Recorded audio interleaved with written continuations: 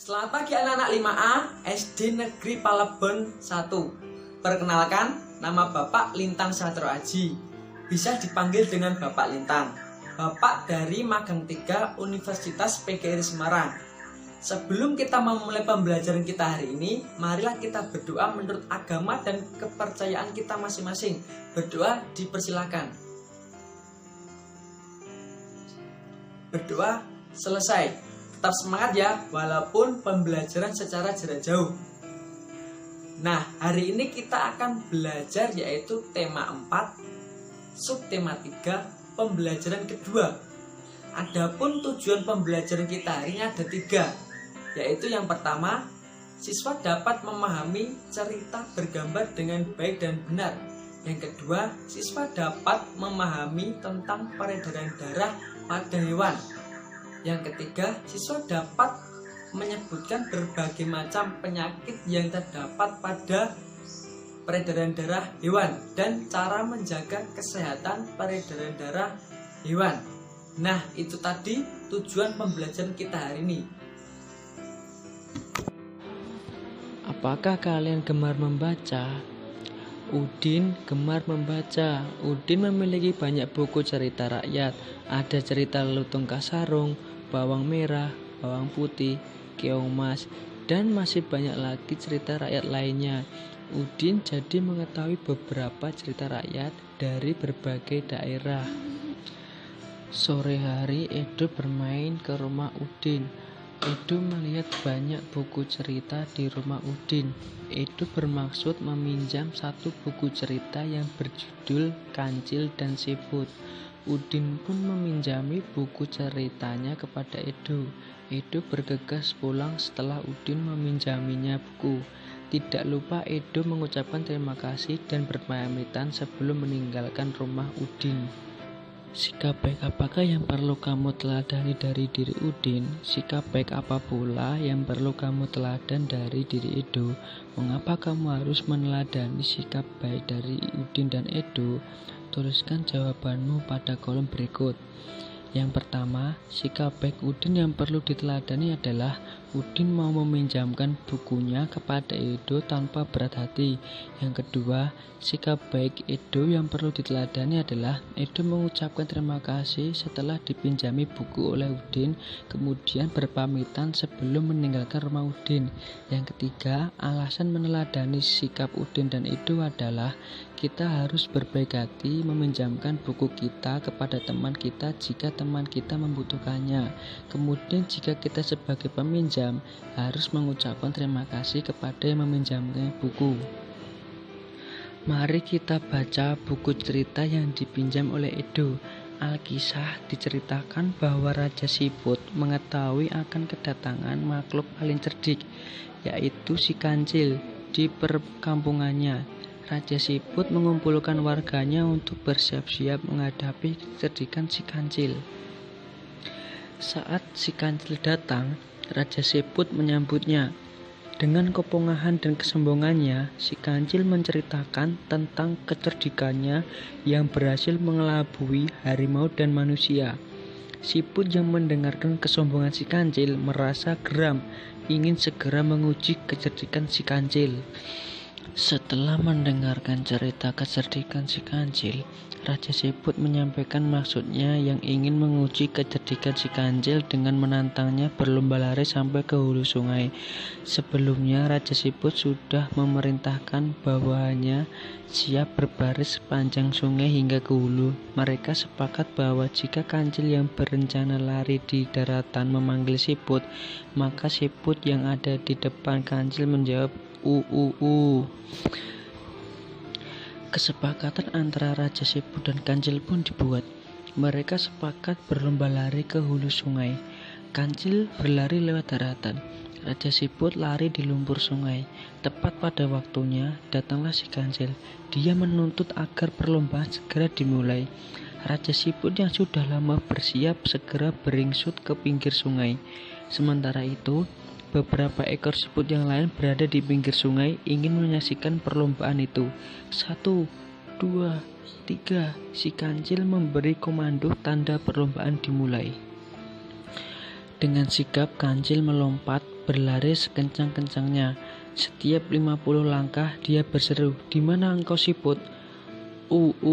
Jawab Siput yang berada di depannya. Si kancil semakin mempercepat larinya. Lalu terdengar lagi si kancil berseru, "Di mana engkau Siput?" Kembali terdengar jawaban Siput telah berada di depannya. Si kancil menjadi marah dan kian memperkuat larinya. Setiap kali dia berseru, selalu dijawab oleh Siput yang telah berada di depannya. Demikian seterusnya. Si kancil tidak dapat mengalahkan Siput dalam perlombaan itu. Dia tidak dapat menerka taktik yang dipakai oleh Raja Siput dan anak buahnya. Akhirnya, dia merasa kelelahan. Sambil mengerutu dan nafas terengah-engah, sang kancil pun berkata, "Hei Siput, mulai hari ini aku nyatakan bahwa engkaulah binatang yang paling cerdik dan dapat mengalahkanku. Selamat tinggal." Setelah itu, sang kancil pun melompat dan lari menghilang dari perkampungan Siput. Sekarang tinggallah siput-siput itu bergembira ria. Mereka yang telah bekerja keras, bergotong royong, serta dapat membina persatuan dan kesatuan. Berdasarkan cerita tersebut, siapakah yang memiliki sikap sombong dan pongah? Bagaimanakah pendapatmu terhadap sikap tersebut? Hasil kesimpulan, yang memiliki sikap sombong dan pongah adalah si kancil. Si kancil terlalu sombong dengan kecerdikannya dan memamerkannya kepada keluarga si Siput. Jadi sikap sombong dan pongah itu tidak baik anak-anak. Sikap sombong dan pongah membuat kita akan dijauhi oleh orang lain.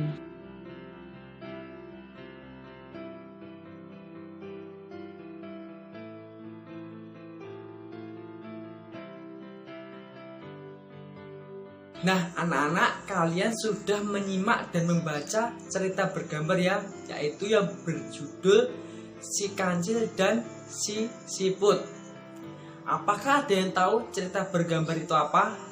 Ya, cerita bergambar merupakan singkatan dari cergam. Cerita bergambar mengandung pengertian yaitu perpaduan gambar dan teks yang berbaur menjadi satu kesatuan, serta mengandung unsur keindahan dan cerita yang bermakna. Nah, ada beberapa langkah yang harus kamu ketahui dalam membuat cerita bergambar atau cergam, yaitu terdapat 4 langkah. Yang pertama, tentukan ide atau gagasan yang akan dibuat. Yang kedua, tentukan karakter tokoh utamanya dan karakter dari tokoh pembantunya yang ada pada cerita tersebut. Yang ketiga, buatlah alur cerita yang sederhana secara garis besar yang menggambarkan cerita. Kemudian masing-masing bisa dikembangkan. Dan yang keempat atau yang terakhir yaitu mulai menggambar sesuai cerita alur yang telah dibuat. Nah, anak-anak, tahukah kamu kancil termasuk pada hewan mamalia? Kancil memiliki jantung yang terdiri atas 4 ruang, yaitu 2 atrium dan 2 ventrikel. Jantung mamalia telah dilengkapi dengan sekat-sekat yang sempurna, serta cabang-cabang dari pembuluh aorta lebih banyak. Organ peredaran darah pada hewan berbeda-beda. Coba kamu cari informasi mengenai organ peredaran darah hewan dan cara memeliharanya. Berikut contoh dari peredaran darah pada hewan. Ada burung, ikan, dan kucing. Nah, anak-anak, marilah kita simpulkan pembelajaran hari ini secara bersama-sama.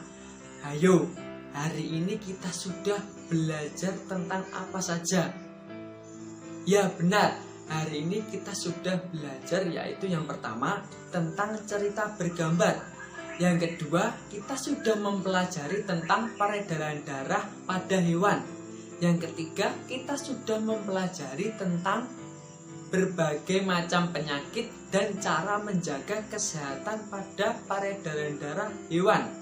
Nah, itu tadi yang kita pelajari hari ini. Cukup sekian dari Bapak. Tetap semangat walaupun pembelajaran secara jarak jauh.